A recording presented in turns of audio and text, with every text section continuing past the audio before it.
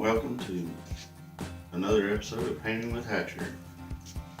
Myself and my sidekick, One Arm Saki Monkey, are excited to bring you a still life that we had promised in our maiden episode of materials. So what we're going to paint today is we have a backdrop set up with a black towel, keeping things economical as always. The table is a makeshift with just a piece of board underneath a purple towel or lavender towel. Like we said, we have our keepsake box. We have our candlestick with an unlit candle, but we'll be using our artistic license later to add smoke to it like it was just blown out. And we have a homemade ceramic mug. We've added a nice orange there, a lime, and a golden delicious apple that has lost its shininess for effect. So as we promised, we're going to go over some colors today. We'll start from right to left. We have cerulean blue hue. We have brilliant red, titanium white, Mars black, lemon yellow, sap green, yellow ochre, and burnt umber.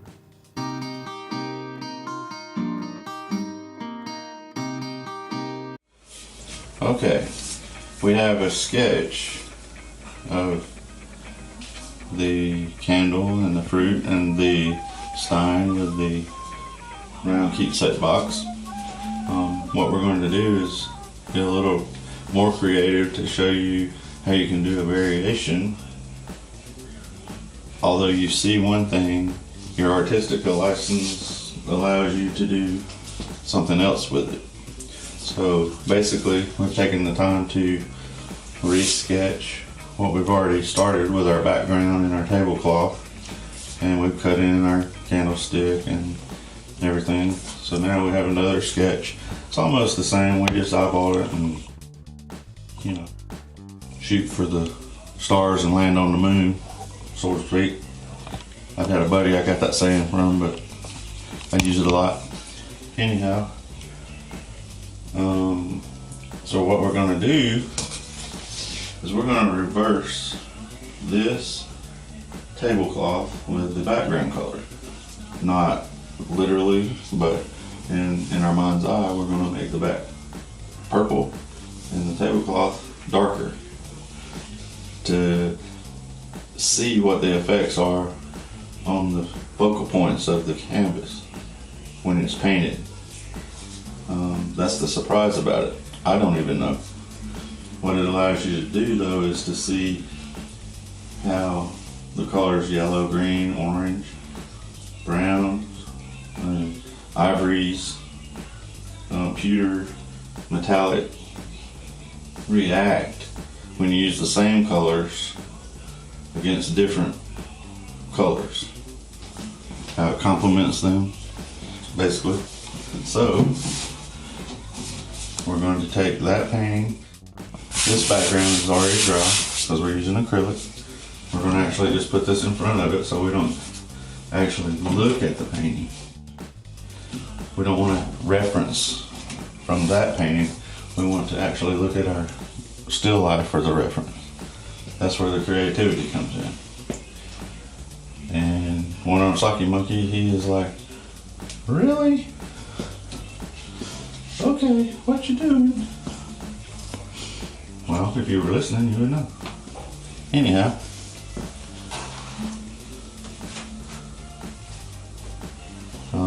let's get started. We're going to do the same techniques. One Arm Saki Monkey's kind of upset because I forgot to get bananas at the store earlier. Anyhow, we're going to mix our purple this time, and last time when we started on the left, we want our light coming from the left to right. So basically, we'll start with a darker purple, and we'll work across to a lighter purple. Same with the tablecloth. It'll start over here darker and work its way lighter. So we're going to mix our cerulean blue with some of our bright red, create quite a dark purple. Now this time we're not going to rely on just the blue and the red to make the purple. We're going to actually add in a little burnt sienna so that it kind of darkens it up some. It'll still have a purple hue, and in this case, instead of making our black, we're going to use some Mars black so that it just jumps right in there and makes it dark. And we'll add a little more blue and red to get the stripes in there, streaks of purple. You don't want to mix it so much you lose those variations.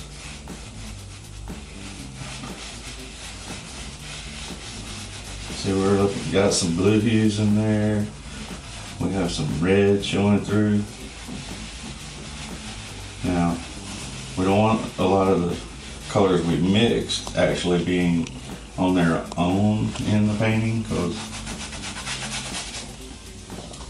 you don't really see those when you're looking at purple.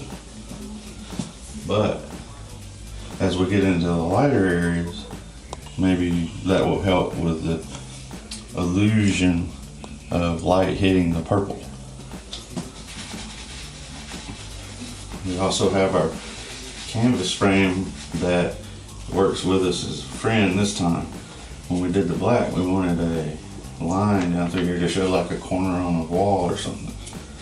So now when we press real hard on that, it actually gives you like a highlight effect.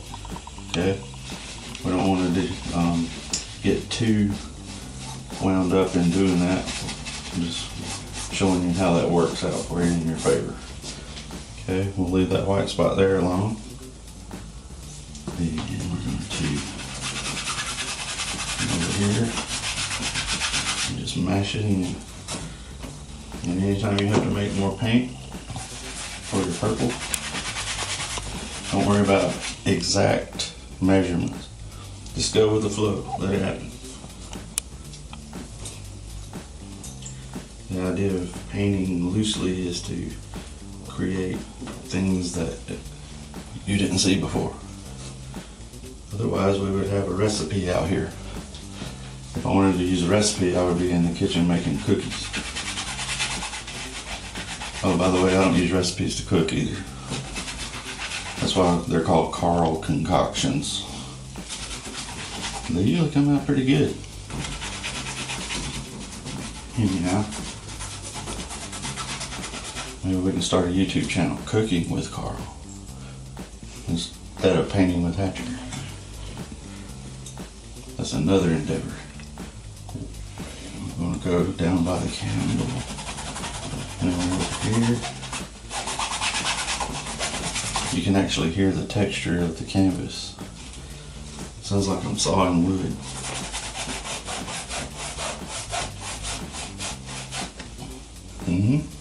With an old-fashioned handsaw. Since we're painting this candlestick, I got an interesting story to tell you from when I was in basic training. We were in the barracks. The drill sergeant comes in and he asked, "Who in here has a driver's license?" Everybody's hand went up. And the point is, when I was in basic training, the vehicles we drove were those Jeep, quarter-ton Jeeps, like you see in World War II and Vietnam movies. Okay? I believe they're M1A1s. If I'm wrong in that, somebody correct me on a post, please. Anyhow, as you can see, we put a little bit of white into this to make it start showing some reflection from the wall, from the lighting. Anyway, back to the story. The drill sergeant said, Who in here has a driver's license? Everybody's hand went up. Then, his next question. All right, anybody that can drive a stick, keep your hand up. Well, a bunch of hands went down. There was only like 3 or 4 of us. Kept our hands up. Remember, we're painting a candlestick. That's what reminded me of this. Anyhow, he said, all right, you 4 people that's got your hands up, fall in line, out in the portico. He followed us down. He's like, fall in, in his big Vietnam veteran drill sergeant voice.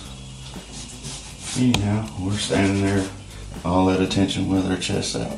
And we're all thinking the same thing. We're going to get to drive a Jeep. All right. Next thing you know, he pointed at one of the privates. We were all privates. He said, you go over to that door over there. Open that door and bring me 4 brooms. We're going to sweep the portico. Since y'all all can drive a stick and have a license. Well, after that, it made you second guess, do you want to volunteer for things? But what I learned by it is, it still pays to volunteer, even if you don't know what you're getting into, because that's the excitement of it. The drill sergeant built a respect for us because we kept a good attitude, even though we were doing something really wasn't that fun. So just wanted to share that story with you. Wasn't meant to be real humorous, but I thought it was. One-armed psychic monkey's like, I'm out of here on that one. So anyway. Okay. I'm almost done painting this background. He's like, yeah, right. He's just having a bad day because I didn't get those bananas. Anyhow, we're going to darken this background up a little later when it's dry, because we want to really brighten up this side so that we get a shadow from the stick.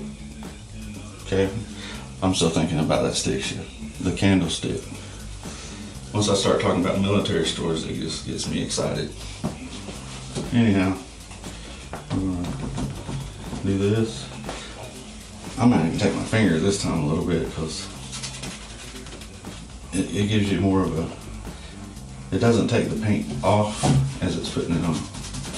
It actually dries it a little bit so that you get these little shapes and smears that you don't get with any other thing but your finger. You can even leave a fingerprint in it and somebody will notice that one day. Anyhow, so now let's take the cloth. We're going to start down at the bottom. Well, that looks like a mess, doesn't it? That's the fun part, because you're taking a mess and creating something beautiful.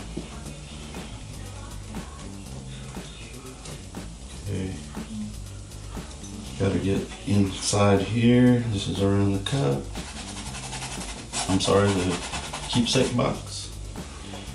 Right behind the candlestick. And what we're going to do is later we're going to take a brush and actually cut in around all this stuff. But right now we need to create the illusion of distance. Okay.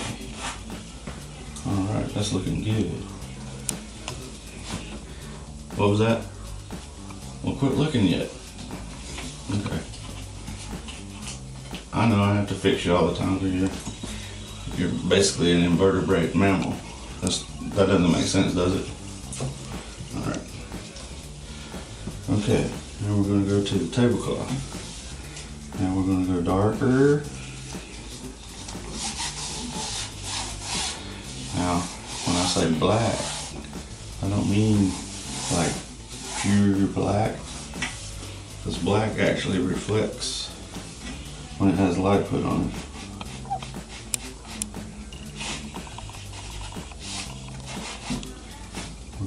So we're gonna leave some nice little light areas so that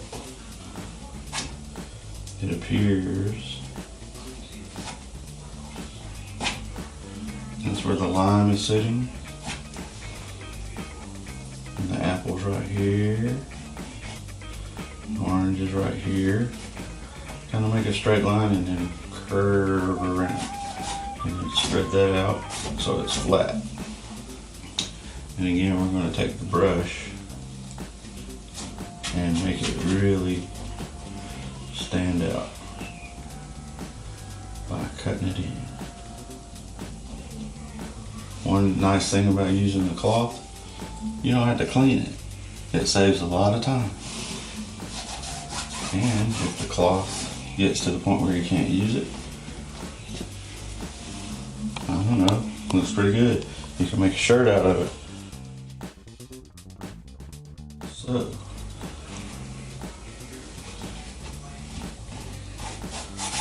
alright, we have things pretty nice and roughed in there. Now the rest of it we're going to use a brush. Not a big brush. We're going to go with the same flat brush we were using earlier to cut in the other one. Some of those things might have been filmed or still shots, but you'll get the idea once you see me do it. Okay, we're going to make some more purple. I'm going to actually make some more. I'm going to put some more brilliant red on here and some more blue.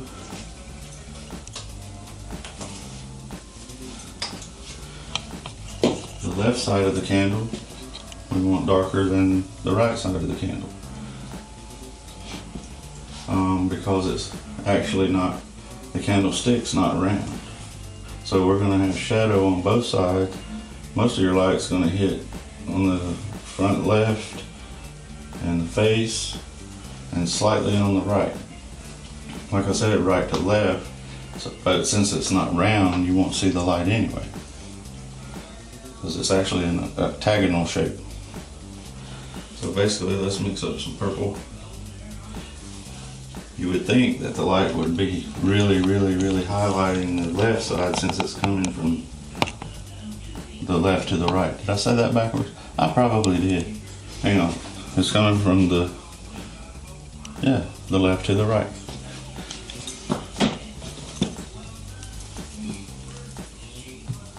Alright.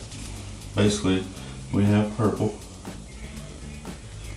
going on right here on the left side. I don't like calling it purple. That sounds too generic. I like calling this like a lavender plum. Hey, that's another thing. People can, if you don't mind, when you come in or text. I'm thinking I have a shop you can come into or something. Anyway, when you watch this YouTube video, I do teach some classes, so maybe that's what I was thinking about. Anyhow, give me examples of colors that are in the realm of purples. I know a lot of them, but we're not here to name off those colors. But that would be appreciated if my viewers would post different shades of purple. Maybe we can do a 2-colored painting with whites and purples, and we'll have so many variations of purple that we can actually learn values of purples. Maybe we can make a color chart out of it. One place you can really find values of purples and blues is a vineyard. Vineyards are exciting to visit. Okay. We're not getting real detailed with cutting in yet, because the candle is still round at the top. It's the candle itself, and the candlestick, just octagonal as we said, with a round appearance. One thing about painting with acrylic, it doesn't flow as smoothly as oil paints. That's another exciting part about painting with it, because it does tend to dry fast, and you can use that increase in drying time to actually paint over another color. Like, see that red showing through there? And you can kind of blend it because it is wet. Part of the excitement of doing two paintings at once, even though this is beginner level, without looking at the other one. Oh, hey Diesel, 1 second. Hey Diesel, I want to show you Diesel. Diesel. Hey Diesel. Hey kitty. This is Diesel. He got his name from being rescued from a truck stop. Yeah. He used to climb around on the truck wheels, so he got saved. Isn't that right, Diesel? Huh? Yeah, that's what I thought. You see him not? Alright. Back to painting, right? We're going to make the lid. And it has some ornate decorations on the top, which they're not really visible, but we're going to lighten this up a little bit with some swirls at a later time. And let's go vertical here first. As you can see, you don't want to color all your white in right away. You do want to, however, get rid of the canvas texture. You don't want to, there's nothing worse than, sometimes the canvas texture, now not to say it the wrong way, the canvas texture is accentuating.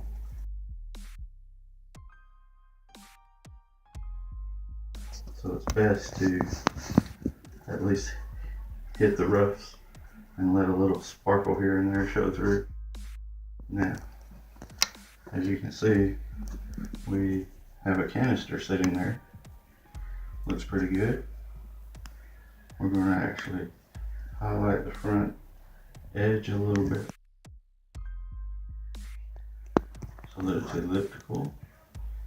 And it's also, it has a raised ridge here for the lid to come off. But we're going to, there's the edge, a little white there.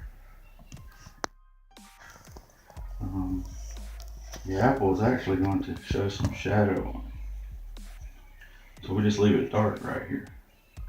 And remember we talked about it has some ornate decorations on it. And the way you're going to do that is you just bounce this around for the illusion. We don't care what it looks like. Now if we were painting a close realism version of that, you would see all the flowers and whatnot.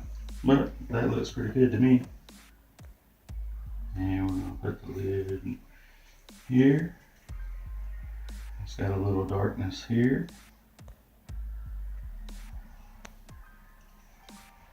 It's going to be a little darker here.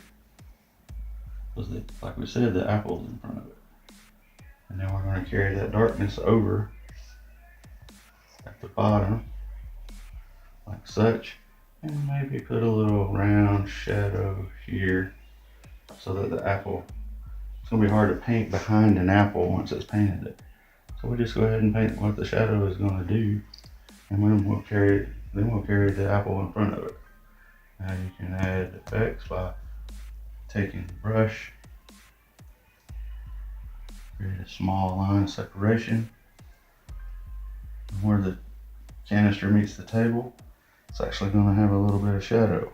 So we can mix it with light, because light and dark, again, complement each other. Okay. Looking good, looking good. Now, And the other one we talked about a horizon line, such as you would have at a beach against the sky or something. Well, we didn't worry about that up front because the colors are so dark that, you know, we're going to lose it anyway. So basically it's falling around in this area. So we're going to zip it across right there and just carry it across. We're going to give the table's edge right here. Okay. That's it. And we're just going to, frame is going to cover, you know, 1/4 to 3/8 inch of the edge all the way around anyway. So we're not going to really sweat how far the edge of the table is. It can run off of the canvas. For all we know, it's a 10-foot long table with a candle in the middle of it. That's just the way it is. So, but we do know usually tabletops are horizontal. Okay? Otherwise the stuff will slide right off. Like on a boat. I don't know if you've ever been on a boat, a yacht. You can be sitting there 1 second with a glass of water or something. All of a sudden a wave makes the boat rock and your water's in the floor. That's why they make magnetic bottoms for some things. Or sticky surfaces. But as you can see, we do have a tabletop forming based on light and darks. There's little pleats going along in there. This is where you get to really get some paint in those holes of the canvas by pressing it. And you see how the corner's forming? You can actually see a corner here. This one you can bump your head on and it wouldn't really hurt. Might get paint on your forehead though. And let's throw a little more shadow around here. So we're seeing the bottom of the canister form. And we're going to, that's why I like long brushes and short brushes. Come down the edge of the canvas and edge of the container, and it gives it an edge. And then this is when the magic happens. Switch hands for a second and go down the back side like that. Go across your horizon again. Come down the edge of the container. Go around the bottom of the container. And get some dark paint again. Pull it away from it, like so. Okay. If you hear any talking in the background, that's my audience.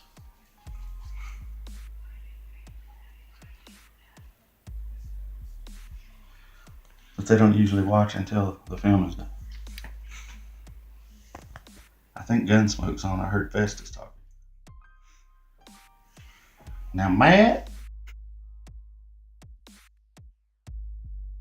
Festus, you know, we can't have that now.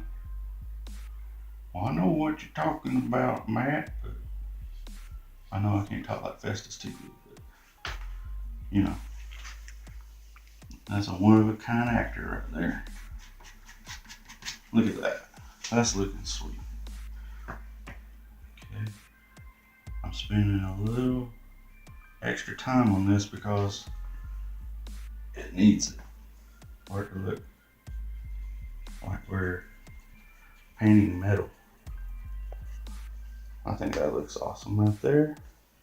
We'll leave that alone for a while, let it dry, and then we can come back and add some more highlights because dry paint will stick to, or we put wet paint on top of dry paint and acrylic and it will stick and not make mud.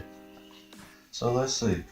Now that we have that, let's fill in right here between the canister and the candlestick.